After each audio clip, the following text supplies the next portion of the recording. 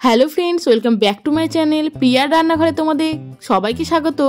কিছুদিন যাবৎ বিশেষ কিছু কারণের জন্য আমি নিয়মিত ভিডিও আপলোড করতে পারিনি।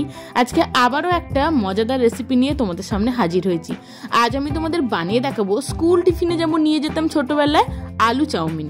তাহলে চলো আলু চাউমিনের রেসিপিটা শুরু করে দিই। প্রথমেই কড়াইয়ের ওপর সাদা তেল দেখো গরম করে নিয়েছি, বাদামগুলোকে ভেজে তুলে নিলাম। তারপর এখানে 3টে ডিম ভেজে তুলে নিচ্ছি।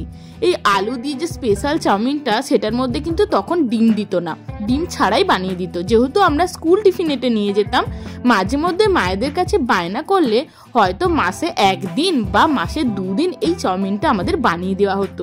এটা পেয়েই আমরা কিন্তু খুব খুশি হয়ে যেতাম। যেহেতু আজকে এটা সন্ধ্যের টিফিনে আমি বানাচ্ছি, তাই বাড়িতে খাবো বলে ডিম দিয়েছি। এবার দেখো ডিমটা ভেজে তুলে নেওয়ার পর ওই কড়াইয়ের মধ্যে দিয়ে দিলাম জল।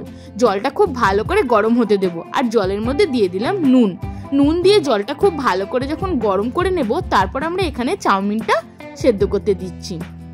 আমি এখানে 4 প্যাকেট চাউমিন সেদ্ধ করে নিচ্ছি। খুব বেশিক্ষণ কিন্তু চাউমিনটা জলের মধ্যে ফোটাবো না, জাস্ট জলের মধ্যে অল্প একটু ফুটিয়ে নিলেই কিন্তু চাউমিন সেদ্ধ হয়ে যাবে।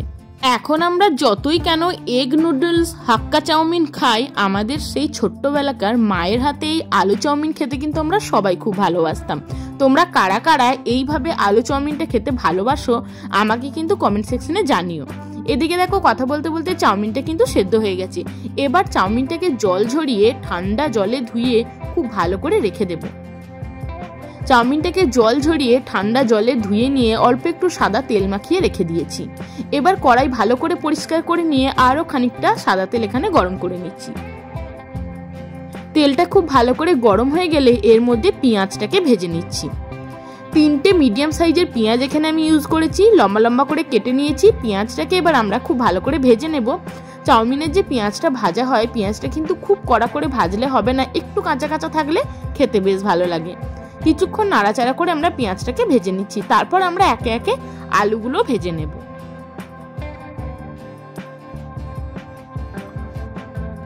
পেঁয়াজটা কিছুক্ষণ নাড়াচাড়া করে ভেজে নিয়ে লম্বা লম্বা করে কেটে রাখা আলুগুলোকেও এবার দিয়ে দিলাম। আলু আর পেঁয়াজ ঢাকা দিয়ে দিয়ে একসাথে খুব ভালো করে এবার আমরা ভেজে নেব। এই চাউমিনটার মধ্যে যেহেতু ভাজা বাদামটা দেওয়া হয়, সেই কারণেই চাউমিনের টেস্টটা কিন্তু আরো দ্বিগুণ হয়ে যায়। দেখো পরিমাণ মতো নুন দিয়ে দিলাম। নুন দিয়ে দিলে কিন্তু আলুটাও নরম হয়ে যাবে, তাড়াতাড়ি সেদ্ধ হয়ে যাবে। আলু আর পেঁয়াজ নাড়াচাড়া করে খুব ভালো করে আমরা এবার ভেজে নিচ্ছি। বেশ কিছুক্ষণ পর ফিরে এলাম। বুঝতেই পারছো আলু আর পেঁয়াজ কিন্তু ভাজা হয়ে গেছে, আর আলুও কিন্তু খুব ভালোভাবে সেদ্ধ হয়ে গেছে। ব্যাস, আর তো কিছু করার নেই। এবার একে একে আমরা চাউমিন, বাদাম, ডিম আমরা মিশিয়ে দেব। প্রথমে দেখো অল্প একটু চাউমিন দিলাম। ঠিক যেমন বিরিয়ানি লেয়ারিং করে, চাউমিনটাও সেরম প্রসেসে আমি বানাচ্ছি। প্রথমে চাউমিনটা দিয়ে একটু ভাজা ডিম আর একটু বাদাম দিয়ে দিলাম। এরম একে একে লেয়ার করে করলে কিন্তু মেশাতে খুব সুবিধা হয়। চাউমিনটা দিয়ে খুব ভালো করে কিছুক্ষণ মিশিয়ে নিয়ে আরও এবার খানিকটা চাউমিন দিয়ে দেব। তারপরে সেম প্রসেসে দিয়ে দেব ভাজা বাদাম, ডিম, আলু। আর আমি এখানে ম্যাগি মশলাটাও ইউজ করেছি। তখন কিন্তু মায়েরা যেটা বানিয়ে দিত সেটার মধ্যে কোনো রকম মশলা ইউজ করা হতো না, নর্মাল বানিয়ে দিত, সেটাই কিন্তু খেতে ভালো লাগতো। কিন্তু এটার এখনকার বাচ্চাদের টেস্ট একটু বেশি হয়ে গেছে। টেস্টটা ইনহ্যান্স করার জন্য এইভাবে তোমরা ম্যাগির যে ম্যাজিক মশলাটা পাওয়া যায় সেটা একটু ছড়িয়ে দিতে পারো। এটা কিন্তু খেতে খুব সুন্দর লাগে। দেখো ম্যাগির ম্যাজিক মশলাটা ছড়িয়ে দিয়েছি। এখানে 2 প্যাকেট ম্যাগির ম্যাজিক মশলাটা দিয়ে দিলাম। খুব ভালো করে সবকিছু এবার আমরা মিশিয়ে নিচ্ছি।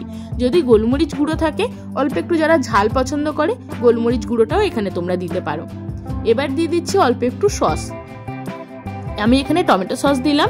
টমেটো সস দিয়ে খুব ভালো করে এবার আমরা একসাথে মিশিয়ে নিচ্ছি। একদম গ্যাসের ফ্লেমটা লো করে আস্তে আস্তে করে সবকিছু একসঙ্গে চাউমিনের সঙ্গে কিন্তু মিশিয়ে নিচ্ছি। এবার গ্যাসের ফ্লেমটা লো টু মিডিয়ামে রেখে একটু ভাজা ভাজা করে নেব চাউমিনটা। এতে কিন্তু টেস্টটা আর একটু বেড়ে যাবে। এই চাউমিনটা বানাতে বানাতে বারবার আমাদের সেই ছোটবেলার কথাই মনে পড়ছে। ছোটবেলাতে এরম ভাবে যখন মা চাউমিন বানিয়ে দিত, কত খুশি হয়ে যেতাম।